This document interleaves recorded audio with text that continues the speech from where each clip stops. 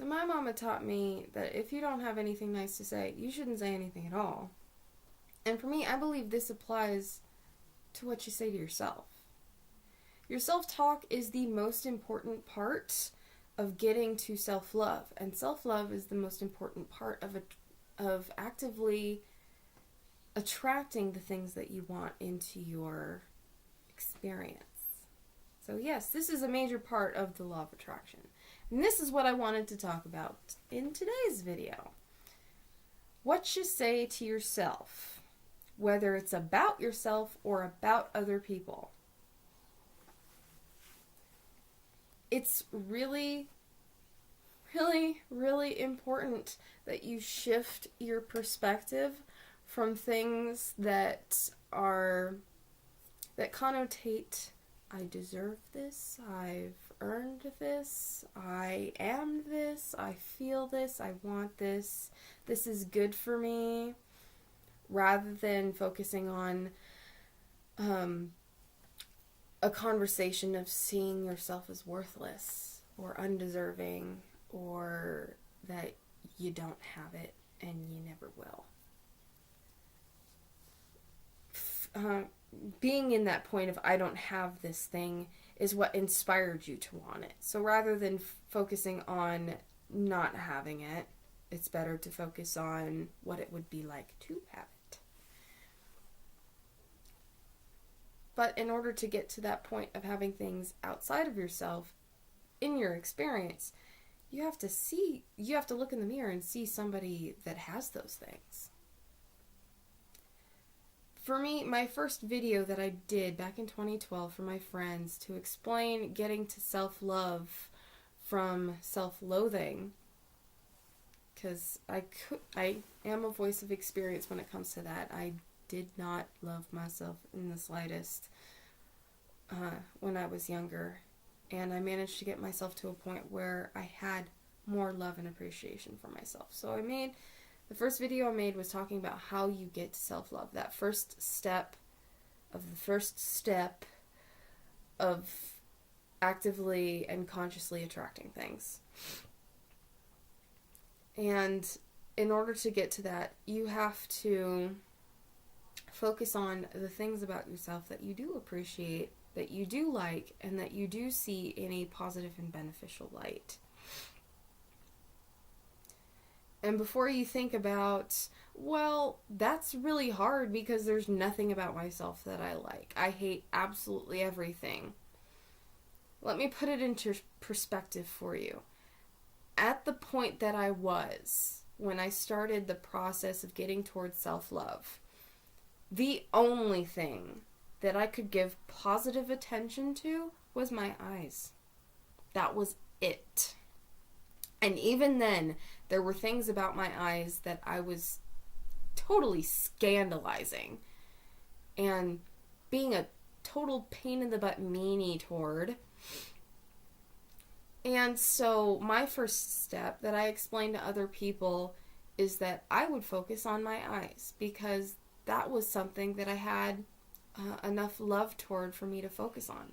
I liked how unique they were, because I have a dark ring around my eyes that's thicker on the outside than it is on the inside. And I thought that was really awesome and unique, and anybody that's seen some of my artwork might have noticed that I incorporate that a little bit into my artwork because I'm so proud of it.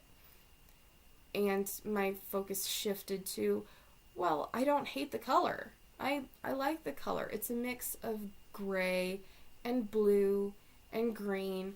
In sunlight, it looks really clear. When my eyes are like really watery from crying happy tears or sad tears or excited tears or angry tears or whatnot, they end up looking really blue and oceanic, which is really, really cool.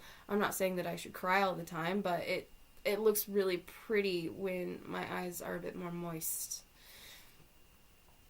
And then I've gotten so many compliments about how thick and dark and long my eyelashes are, and I have to admit that I do like those things about my eyelashes. So I was focusing on those details, and they seem tiny and like nothing at all, But by focusing on those particular details that I had a lot of love and appreciation for, I wasn't focusing on anything else about myself. I wasn't. The time that I was spending telling myself my eyes are beautiful, my eyes are wonderful, I love my eyes, was not being spent telling myself you're worthless, you're stupid, you're incapable of doing anything, you're fat, you're ugly. I was not telling myself all of these things because I was so busy focusing on how cool and awesome and beautiful my eyes are. That was my first step. And it was more than enough to get the ball rolling. Because before I knew it, I was focusing on other parts of myself. Physical, mental, emotional, spiritual, intellectual traits that I hadn't given as much focus to, but realized, you know what, there's a lot of good stuff in there. Like, I can draw, and I can turn my drawings into art. I can infuse my emotions into those drawings so that they become more than just drawings and are pieces of artwork. And that does take some skill and some practice to do, but at the same time is a natural thing for me. I tend to draw people to me that can really use what I have to offer. I do have insights on things, and other people have told me this, that I'm an insightful, understanding person, and they're grateful for that, and it makes me feel better about myself, like I have a purpose and a place in life, and everybody wants to feel like they have a purpose or a place in life, so that's really cool that might have something to do with it, and I know roundabouts what it is. I am not incapable. I am capable because there are things that I can do. There are things that I can't do, but I don't have to be able to do them. There are other people that can do them, and I think that's really cool. I like diversity. The fact that I can't do everything, but there are things that I can do that other people can benefit from, either because they can't as much do them themselves, or I have a different perspective than they do on the matter. And when we come together, we can create this much bigger, broader, more colorful image and create a beautiful harmony of being two individuals with two different perspectives on the same thing, and then fuse that together and beautiful music and imagery is created. And I think that's awesome. People don't think about that massive, gigantic steps are made up of all the little details to get to that. In order to get from that place of self-loathing to that place of self-love, you can't jump the rift. You will miss.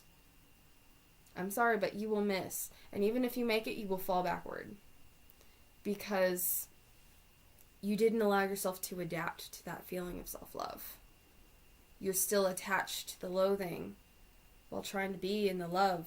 And it's not working because you haven't really shifted into that feeling. You've tried to leap into it. You tried the easy way, and it's not the easy way. The easy way is building planks in a bridge, building a bridge plank by plank to get across that rift. And for me, the first plank was being aware of the things I was telling myself. The second plank was distracting myself from the things I didn't like by talking about the things that I do like. So I shifted from having nothing nice at all to say about myself to, hey, I do have nice things to say about myself, and I'm going to say them. I'm going to use that as my meditation and my mantra, my affirmation, because these things are true for me. It's not, I'm saying them because I want them to be true. I'm saying them because they are true. My eyes are beautiful to me. I am capable of doing things. I am insightful, understanding, and intelligent. I do have these things to offer to the world. And here I am now. Well, at that point it was, and here I am now making my first video on self-love. And now I'm back here again making a much better, fuller, cohesive video on getting to self-love. And the first step of getting to self-love, and how self-love is indeed the first step to actively participating in your own life. Thank you for very much for watching, and I hope this video was beneficial to you. Please like and subscribe to see more of my goobery silliness talking about the law of attraction and how you can be a benefit to your own life and be more active in your experience. Thank you very, very much, and have a wonderful day.